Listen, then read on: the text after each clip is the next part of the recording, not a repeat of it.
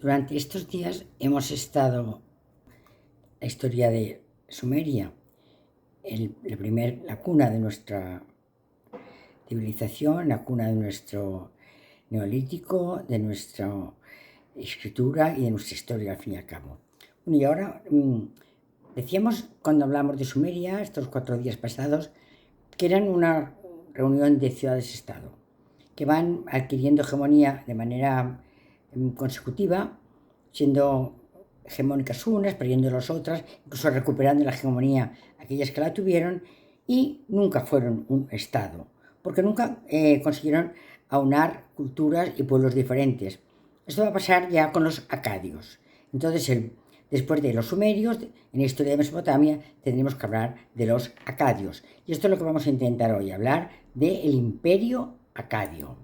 Bueno, pues el imperio acadio tuvo lugar entre el 2350 y el 1160 a.C. En el país de Mesopotamia surge un nuevo rey semita. Anteriormente no eran semitas. Los sumerios nunca fueron semitas, nunca hablaron un idioma semítico. Ahora vamos a empezar a hablar de un idioma semítico, el idioma que será el nuestro. Y este rey semita será Sargón el Grande.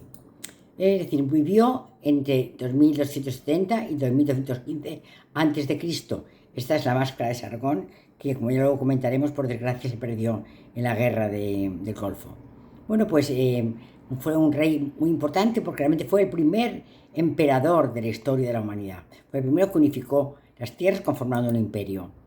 ¿Cómo seguiría el imperio de Sargón de Akkad en la época de su nieto Naram-Sin? Pues iría, fijaros, desde el Golfo Pérsico, durante la ribera del Tigris y el Éufrates, hacia Mari, hacia Ebla, tierras ya del Líbano, luego bajaría hacia las tierras de Palestina, es decir, que ocuparía la franja de Palestina, la zona del Líbano, la zona de Siria, el norte de lo que es hoy Turquía, y bajaría hasta la ribera, teniendo como límite hacia el este en los montes Zagros. Es decir, que van a ser unos pueblos, estos pueblos semitas, que desde la antigua Sumeria van a ir subiendo hacia arriba y conquistando territorios al norte de lo que antes era Sumeria, que era la zona pegada al Golfo Pérsico. Bueno, pues este es un sello donde aparece el rey Sargón haciendo libaciones por una de sus batallas o por uno de los pueblos que ha reunido. Y aquí tenemos las tablillas donde nos cuentan la historia del rey Sargón. Rey, o le vamos a llamar emperador, porque al fin y al cabo fue el que creó el primer imperio de la historia, el primer imperio acadio de la historia, el primer imperio semita de la historia. Bueno, pues ya decíamos que desde el año 3000 a.C.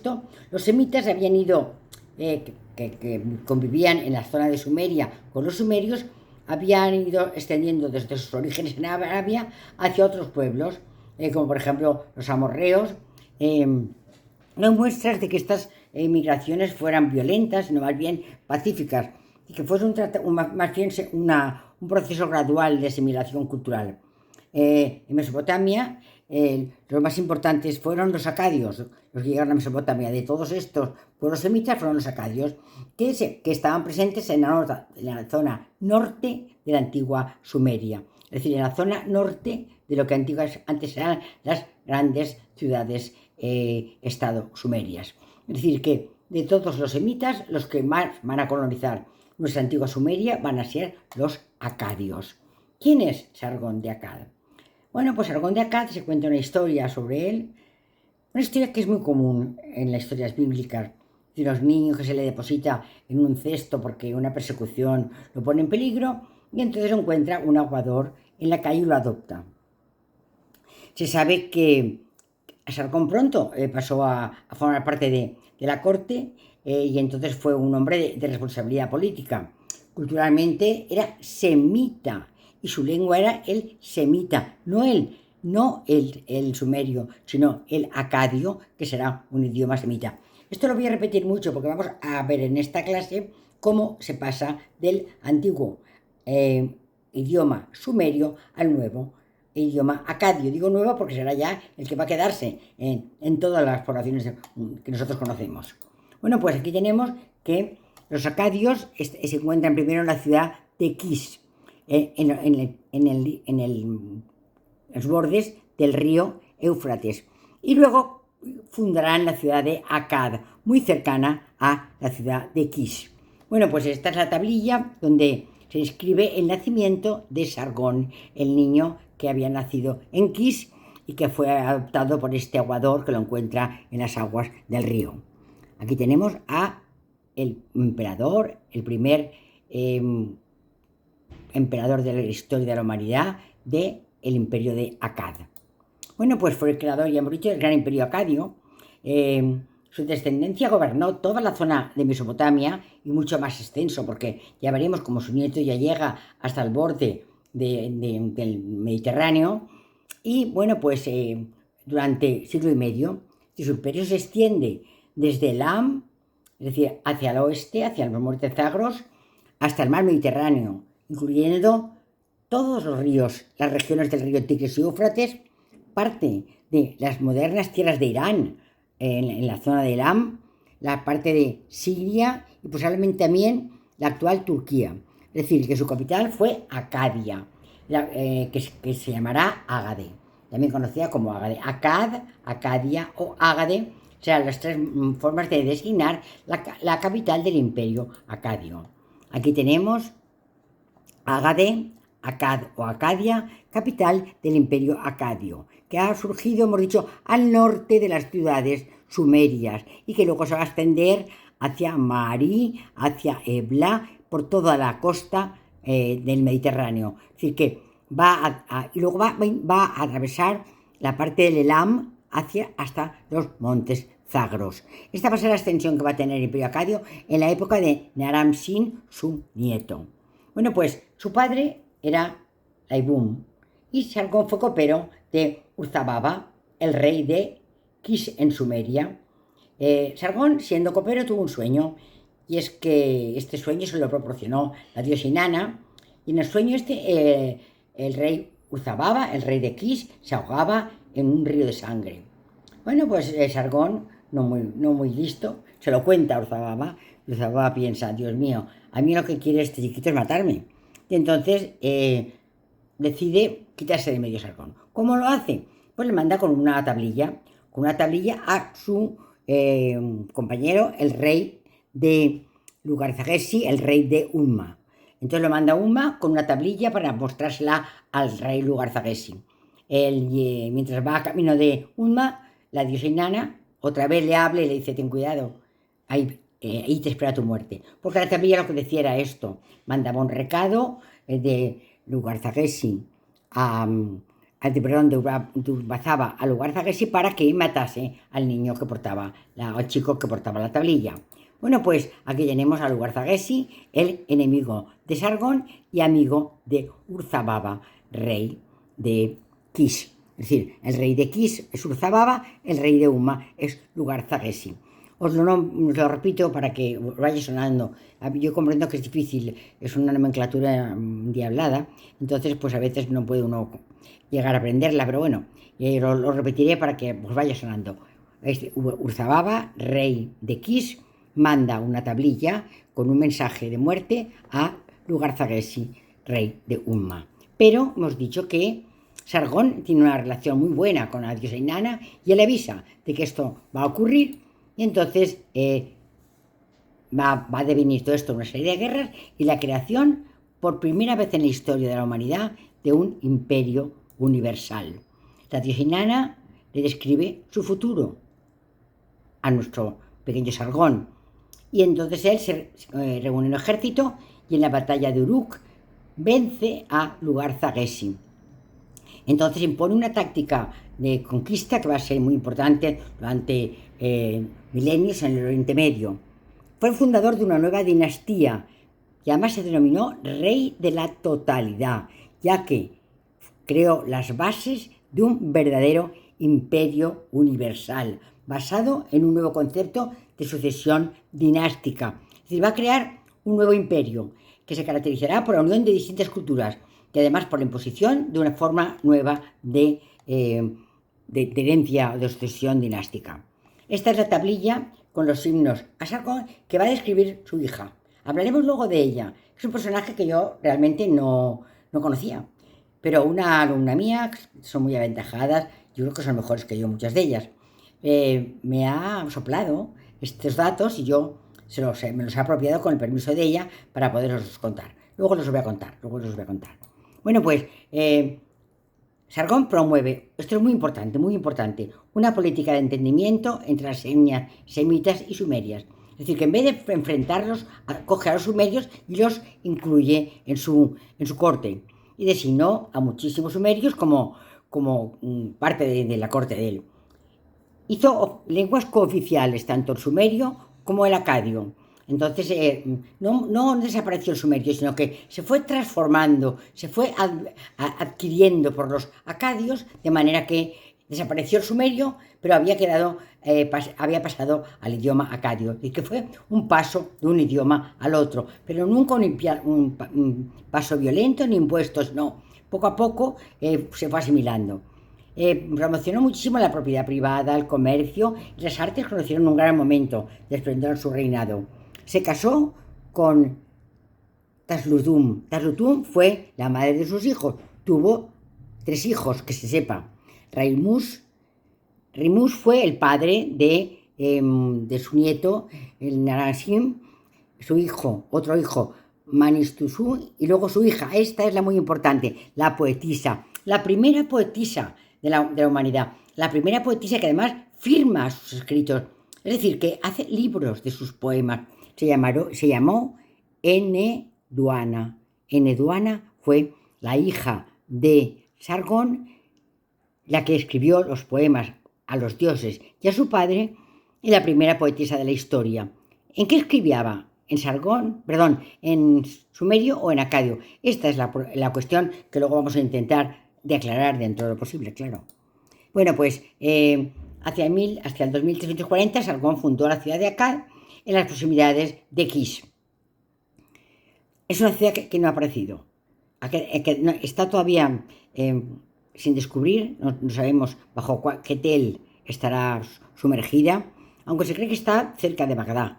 Al no tener datos de la ciudad de Akkad, tenemos pocos datos de la arquitectura acadia, porque realmente no tenemos lugares para podernos, ni estructuras arquitectónicas para poder explicarla.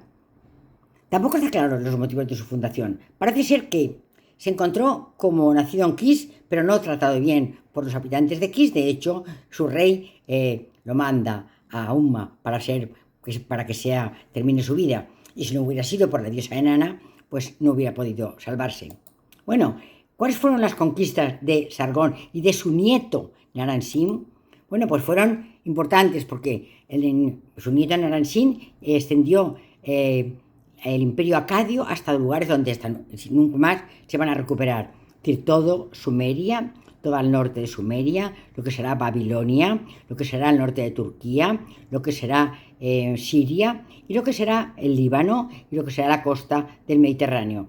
Es decir, el imperio acadio tuvo una extensión hasta los montes Zagros, es decir, los montes Zagros, que es lo que va la frontera natural entre Irak, el actual Irak y el actual Irán.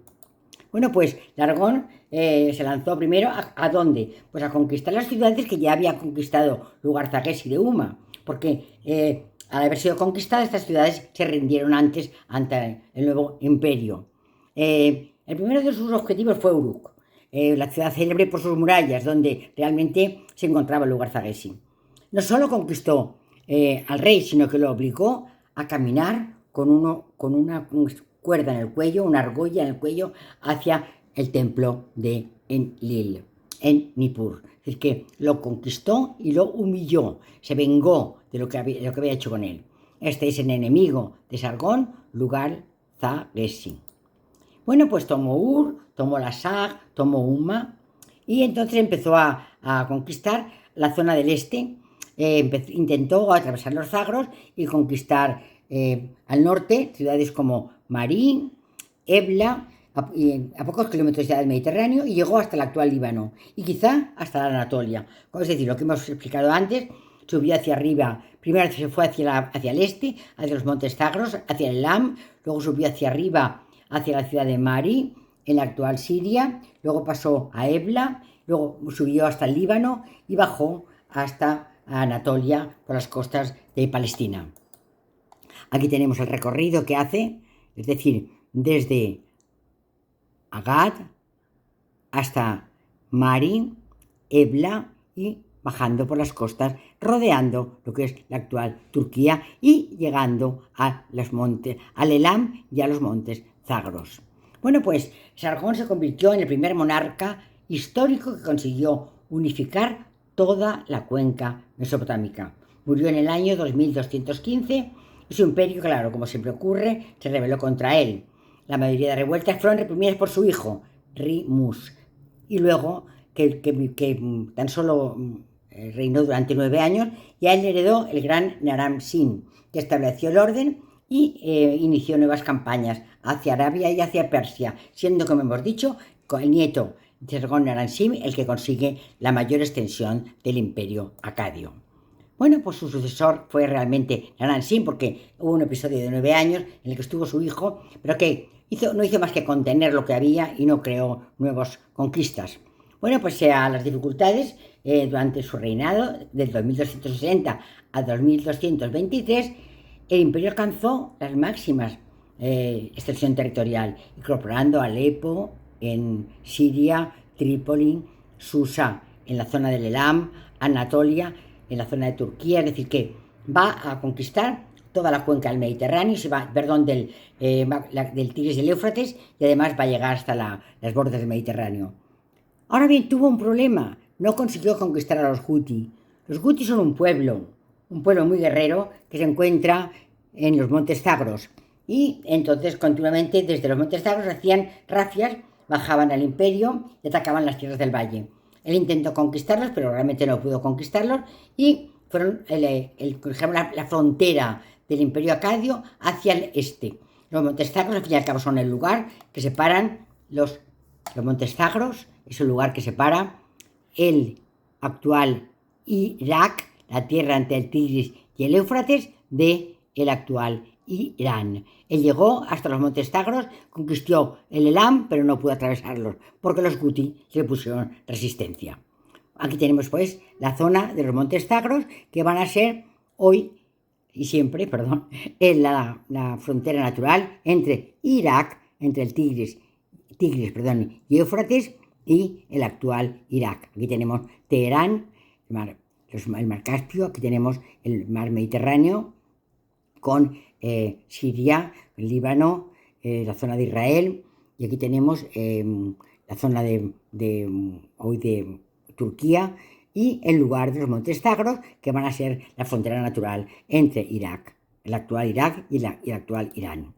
Aquí lo vemos, por ejemplo, perfectamente. Los montes Zagros incluyen, fijaros, los pueblos, los sumerios, los acadios, los elamitas, los medos, los persas, los asirios y los hititas.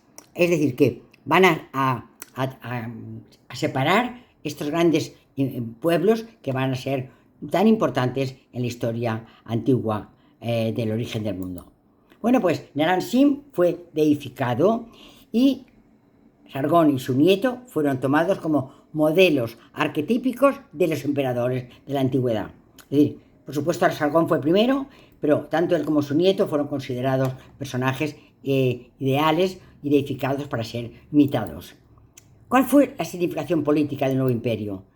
Rompieron los moldes antiguos de ciudad-estado que había habido en Sumeria. El rey es ahora el centro del mundo civilizado. Para ello tiene que tener un ejército y una red burocrática. Entonces va a crear esto. Y va a haber lo que se llamó los 5.400, que eran 5.400 personajes que comían con Sargón.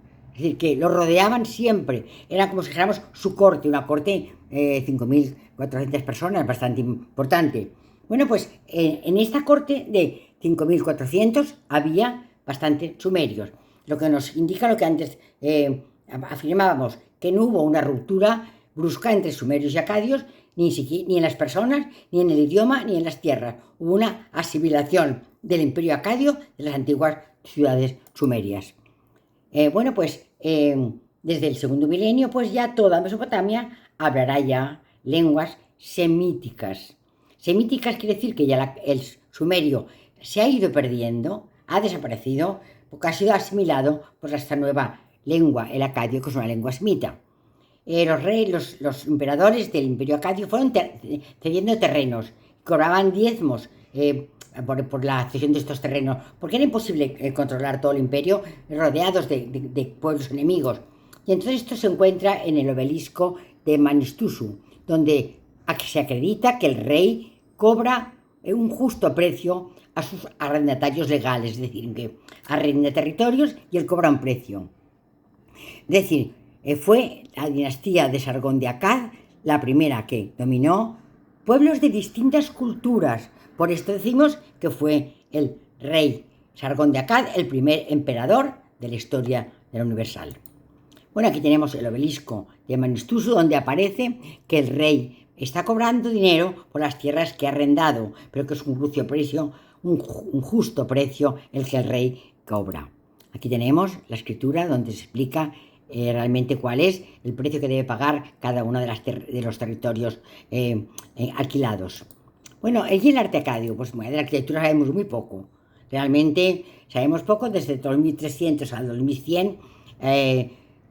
Lo que hay se asemeja muchísimo a la sumeria. Hemos dicho que hay una asimilación de todo lo acadio, de lo sumerio, pero realmente no podemos hablar de arquitectura, sumeria, claramente porque realmente no se conoce el lugar donde está Akkad. La escultura Akkad sí que la conocemos porque tenemos una gran joya que se encuentra en el Museo del Louvre. Yo me emocioné mucho cuando la vi en el Museo del Louvre. ¿Pero por qué me emocioné tanto? Porque sabía la historia de Naram-Sin, porque conocía el imperio acadio, tenía referencias ya de él, y cuando la vi, la reconocí de lejos. Dije, ¡ay, por Dios, que por favor, acerquémonos! Aquella es la estela de Naram-Sin, data del 2250. Y es por tanto la representación mayor de la escultura en el imperio acadio. Va a tener muchas diferencias con la escultura de la época sumeria, mucho más movida, mucho más naturalista, mucho más adaptada al medio donde se asienta, mucho más expresiva, yo diría mucho más expresionista, porque demuestra actitudes, gestos, deseos, es muchísimo más moderna. Se encuentra hoy en el estado de Louvre, además está realmente maravillosamente conservada. Yo desde lejos la reconocí. Aquí tenemos la maravillosa estela de Naram-Sin, donde aparece, es como un triángulo en el cielo, el sol y la luna, y Naram-Sin escalando la montaña de la vida hasta encontrarse en el firmamento, rodeado por sus tropas que lo acompañan de manera subordinada, poco a poco, desde abajo arriba, y abajo del fondo los muertos que han caído en sus distintas batallas para conseguir el gran imperio acadio. Es una belleza de estela porque gran movilidad, gran adaptación al medio, gran iconografía y gran iconología. Se trata de un bajo relieve. Hablamos el día pasado que había bajo relieve, medio relieve, alto relieve. Este es un bajo relieve, tallado sobre una roca arenisca de unos 2 metros de altura, que es de un porte maravilloso y tiene un gran realismo, es muy naturalista, es decir, presenta la batalla donde Naram-Sin asciende a una montaña seguido de su ejército, un ejército bien pertrechado, elevando su mirada hacia el rey como de admiración. También se observan a los enemigos abatidos en el fondo del valle donde han sido muertos y vencidos. Bueno, pues hay una gran adaptación al marco. Decimos que es muy distinta a recordar las estelas de los sumerios, la estela del Simposio, la estela de Teloc, la estela la estela de los buitres. En aquellas estelas eran primero franjas muy bien elaboradas, donde se hablaba siempre de lo mismo, de la celebración de un banquete para conmemorar o un templo o una victoria. Aquí hay una gran adaptación al marco, es muchísimo más naturalista, es decir, es un avance importante. Se abandona la narración en registros y por primera vez hay una gran referencia al espacio, la montaña, el cielo, los astros. son unas estelas de un gran expresionismo. Dice que hay un mayor naturalismo, yo diría que hasta un mayor expresionismo, porque en ellas se relatan los sentimientos de las personas que en ellas se encuentran. Aquí tenemos a los dioses solares, el sol y la luna. Aquí tenemos la montaña, que es el lugar. Esto es muy importante, el lugar donde el hombre victorioso se va a reunir con los dioses. Hay que ascender esta montaña para unirse a los dioses. El rey Naram-Sin, representado de un tamaño mayor, pisotea sin misericordia a sus enemigos y asciende, seguido de los soldados acadios, que siguen ordenadamente a su rey.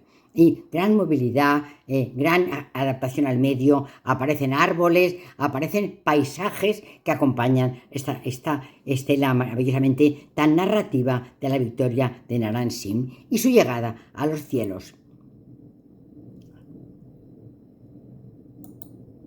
El cielo, la montaña que unirá al hombre que la escale con los cielos. Bueno, pues no obstante conserva bastantes rasgos mesopotámicos de las ciudades sumerias. Por ejemplo, la isocefalia, la frontalidad, la jerarquía, que aquí es movida, pero realmente sigue habiendo jerarquía. Ahí la jerarquía era en frisos, aquí es mucho más movida. Aquí es fundamentalmente no por el friso que ocupan, sino por el tamaño del personaje. Cuenta la victoria de Naram-Sin contra un pueblo de los montes Zagros. Él va a luchar contra los Guti de los montes Zagros, pero aquí y no los puede vencer, pero en cambio sí que somete a un pueblo llamado los Luyapi. Bueno, pues aquí vemos como Naram-Sin porta un casco con cuernos, semejante a los cascos que llevarán los dioses. Es decir, asciende por la montaña hacia los astros celestes. ¿Para qué? Para que haya una conjunción. Luego es deificado, él va haciéndose Dios. Es decir, todo esto quiso emparentar a Naram-Sin con los dioses. De hecho, como en el mundo egipcio, a Naram-Sin, después de su muerte, lo deifican. Aquí tenemos a Naram-Sin con su casco de Dios, ascendiendo sobre sus soldados y sobre sus vencidos hacia la montaña de los dioses.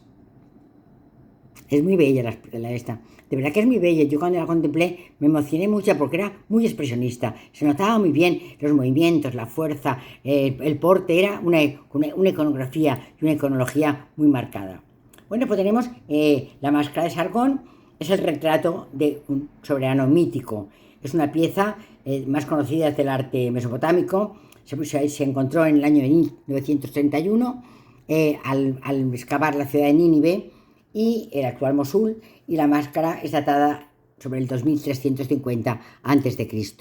Aquí tenemos la bellísima. Fijaros las grandes diferencias con el arte que hablábamos el otro día, las figuras exentas del arte sumerio. Los ojos tienen un tamaño normal, las cejas siguen siendo remarcadas, la boca es mucho más prominente, la nariz es más prominente. Es una cara mucho más naturalista. Esos ojos tan grandes, tan inexpresivos del arte sumerio, aquí ya no se van a dar. Es un hombre bello, es un hombre guapo, con un perfil maravilloso. Es un personaje que podríamos asimilarlo con cualquier escultura de la actualidad clásica. Es una escultura altamente clásica. Si entendemos como clásico el arte que se dio en Grecia en el año 400 a.C. Tiene una pieza que se restauró en el 36, es de bronce, con incrustaciones de otros materiales. Es el retrato de un rey joven, con ojos, alargados, pero no redondos, con arcos marcados, con una nariz bella, agrandada, con una boca y unos labios prominentes y carnosos,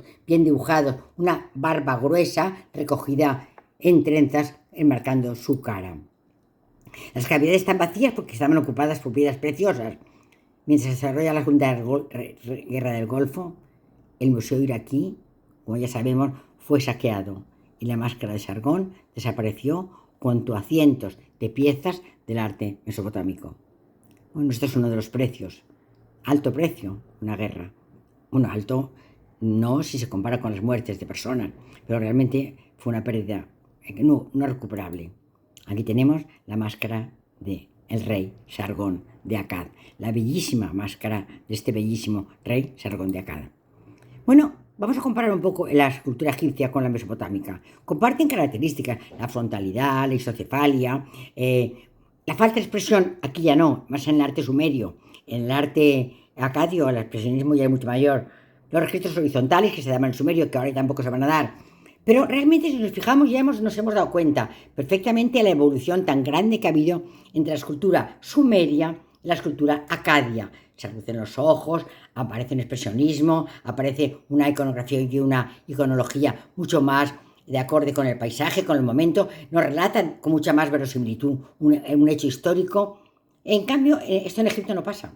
En Egipto queda anclado durante muchos decenios de dinastías. ¿Y esto por qué ocurre? Porque Egipto está aislado, está en las orillas del río Nilo, mientras que este es un pueblo, el pueblo mesopotámico, sujeto a invasiones, a llegadas porque ya hemos dicho que la llegada de los semíticos no va a ser guerrera, va a ser pacífica, sino va a haber llegadas de extranjeros, va a haber una invasión bélica y de llegada de extranjeros que van a ocupar estas tierras.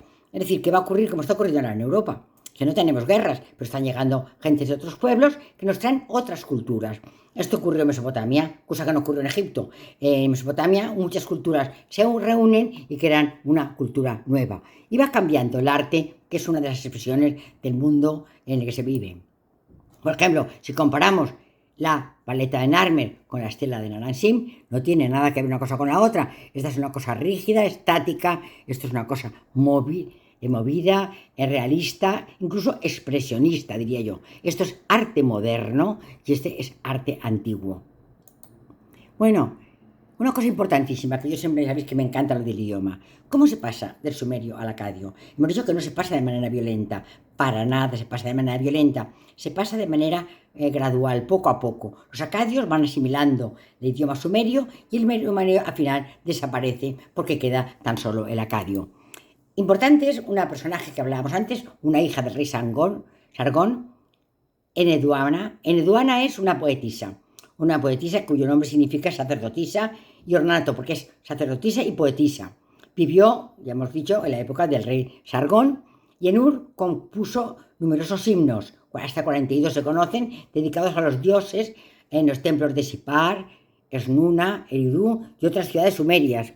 Era hija, ya hemos dicho, del famoso rey Acadio y de la reina Taslutum, y por tanto era tía de Naram-Sin. Se descubrió su plaqueta, la descubrió Leonard Boley, el gran arqueólogo, que vamos a hablar del próximo día cuando hablemos de las tumbas las grandes tumbas de Uruk. Vamos a hablar precisamente de Leonard Boley como uno de los grandes arqueólogos que ha aportado muchísimos más datos al estudio de la arqueología y del arte mesopotámico. Bueno, pues aquí decía Enheduanna, sacerdotisa Turú, esposa del dios Nana en el templo de la diosa Inanna. Esta especie de tablilla la encontró Leonard Boley y nos presenta aquí a Inanna en el templo de a Enheduanna en el templo de la diosa Inanna. Enheduanna en el templo de la diosa Inanna, acompañada de ella es sacerdotisa de otras sacerdotisas que llevan los presentes para la diosa Inanna. Ella, su presente va a ser un presente en verso. ¿Cómo escribe Enheduanna? ¿Cómo escribe? En sumerio y en acadio. Escribe en sumerio al principio de su vida. Poco a poco este sumerio se va transformando en acadio. Es decir, que va haciendo, va pasando las palabras sumerias a las palabras acadias. Y sus versos, que en un principio fueron sumerios, poco a poco se trasladaron al idioma acadio. Y vemos como hay un paso tranquilo, sosegado, desde el sumerio al acadio. El sumerio desaparecerá y quedará el idioma acadio, que será el idioma semítico que se hablará en todas las tierras de Mesopotamia. Aquí tenemos a Leonard Boley, el gran arqueólogo de las tumbas de Ur. Aquí tenemos a Enheduanna, la sacerdotisa, hija del rey Sargón de Akkad, la primera poetisa del mundo, la primera mujer que escribe poemas y los firma, lo cual da la categoría de autor. La autoría es la que va a definir la calidad de libro. Diríamos que un texto firmado tiene muchísimo más valor que un texto no firmado, porque de esta manera se conoce la persona que lo ha escrito. Bueno, pues firmamos sus escritos. Entonces fue, en la historia, la primera literatura de autor.